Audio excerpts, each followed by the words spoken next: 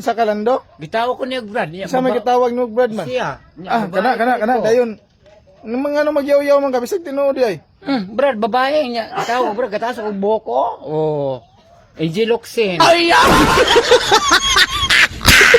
So since medyo opinionated tayo at medyo indirectly hindi naman ako na-offend ito sa video na to, but I was stumbled upon watching this video. Randomly ko lang ito nakita sa FYP page ko, and then something na parang medyo emotionally trigger ako. So I have decided to record this video under the, within the hype of my emotion. At least medyo eloquent tayo pagdating when it comes to emotionally stability. Medyo magiging madaldal ako, diba? So eto nga lang, when I was actually started to watch the video, it sounds like funny, humorous, and then natawa rin naman ako partly. But again, after ko ma-watch yung video, I just realized and absorbed na parang I'm also part and proud part of the LGBT spectrum. I was one of the within the spectrum of the rainbow color. So ito kasing video na to, if you actually see the gender expression of the subject is transgender siya. So that means na she was trapped in a wrong body. So kasi pag tinignan kasi natin siya, nakakatawa talaga, 'di ba? Lalo na kapag nakikita mong maskulado ang tao, kwadrado yung mukha, kanto-kanto, and medyo masculine yung itsura. But they claim to be a woman, or the other way around, they claim to be a man kung sila naman ay trapped in a wrong body sa pagiging biologically woman. So yun, ito medyo naka-offend ako, and partly naging emotional ako kasi nagiging part din ako sa ganyang though since part ako ng LGBT, pero hindi ko rin na naiintindihan yung point of view at feeling at emotion ng mga transgender. Kasi hindi naman ako, I am not trapped in a wrong body. I love my body, I love my genital, I love what I have, and I'm proud of it. It's just so happen that I like same sex. Ito kasing transgender, they are trapped in a wrong body. If you actually understand the feeling na parang kang nakakulong sa maling katawan, and ito yung mga nagsasuffer ng mental disorder because of the suffering, like body dysmorphia. Whenever you actually watch or see yourself in front of the mirror na medyo, bakit ganito? Ang laki ng ang dax ko, tapos wala akong boobs, but I am a woman. Yun yung feeling ng puso tsaka isip. They are identified and self-proclaimed woman. Alam nila bata pa lang sila, babae sila. It's just so happy na mali yung katawan nila.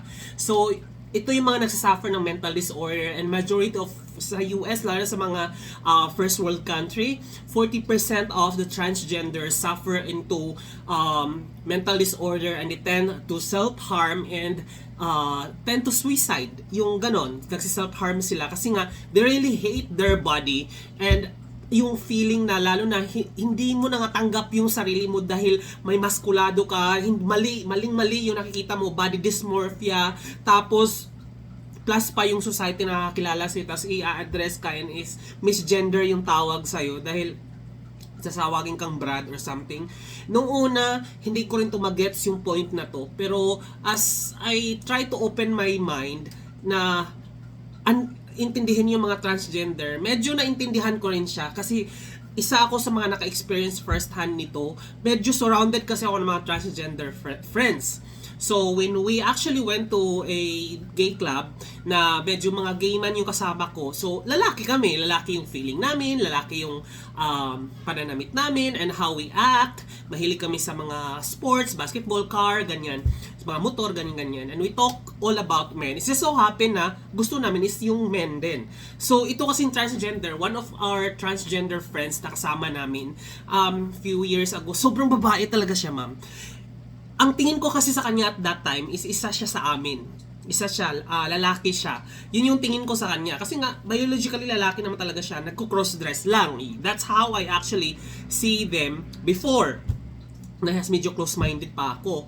Ngayon kasi, naramdaman ko lang siya talaga na, ay, shucks, iba pala talaga siya. Kasi, nung nasa bar na kami, we acted like wild talaga, ma'am. Like wild kami, ganyan. And siya, nakaupo lang siya doon sa table namin. Parang nahihirapan siya makifit in. Kasi parang mababastos siya anytime. Kasi nga, by heart and by mind, babae sila. Takot silang mahipuan, takot silang kasi nga babae sila eh. babae talaga sila by any means. It's just so happen na iba yung testosterone level nila, iba yung genital nila, their body features, sexual characteristic, kakaiba. Hindi akma doon sa identification nila. So, pero how they acted is, babae talaga sila. Takot mabasos, gano'n. Tapos nung pauwi na kami, medyo lasing na kami, diba? So, diba, acted like a man talaga kami. Talagang yung jeep, humaharurot, hinahabol namin, tapos sumasabit kami sa likod ng jeep. So 5 kasi kami noon, tapos isa siya. And then naiwan namin siya. Nakasabit na kaming 4 sa jeep na rumaragasa talaga. Tapos siya naiwan. Naiwan siya kasi nga mahinhin. She acted like a woman. Kasi nga transgender woman siya. So lasing kami and I just realized na shucks, ma'am, may naiwan tayo. May naiwan tayong babae.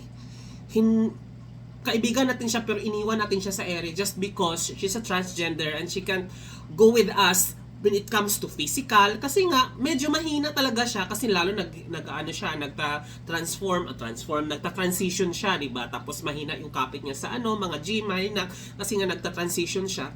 Tapos hindi siya makasabay sa fast pacing namin dahil kami lalaki pa rin yung galawan namin makipagsuntukan, yung mga ganun ba? Siya, hindi, kasi babae, takot mabastos, hindi siya pwedeng sumabit sa jeep dahil pwedeng malaglag siya dahil nga, babae talaga siya, hindi siya pwedeng makipagsabayan. So, yun yung medyo na intindihan ko siya later on na okay, hindi ko pala siya i-treat kahit part siya sa group namin as LGBT na gay man, hindi pala talaga siya gay, trans woman pala siya. She's still a woman.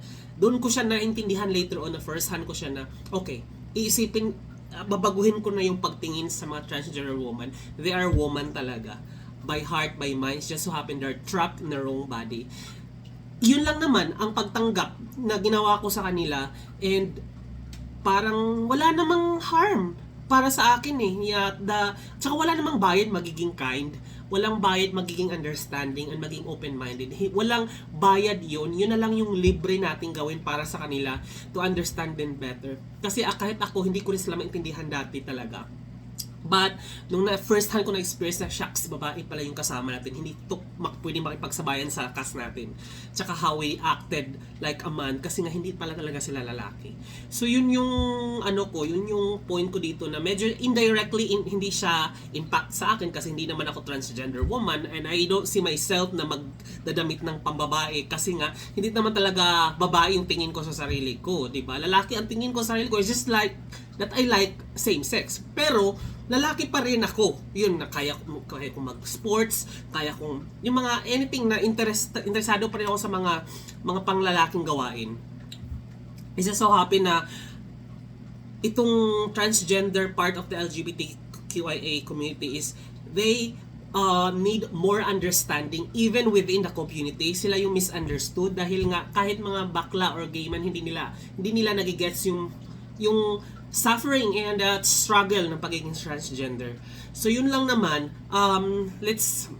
itong video na to is not to condemn this video that I have watched, but again, at least kahit paano share nyo to kasi i-share nyo to sa mga hindi nakakaintindi dahil wala namang hindi naman natin maswerte ka dahil straight ka, hindi mo kailangang pagdaanan ito at saka ang kailangan mo lang talaga is a better understanding and sana naman hindi ka talaga makaranas ng ganito dahil mahirap swerte kayo dahil straight kayo. Yun lang yun.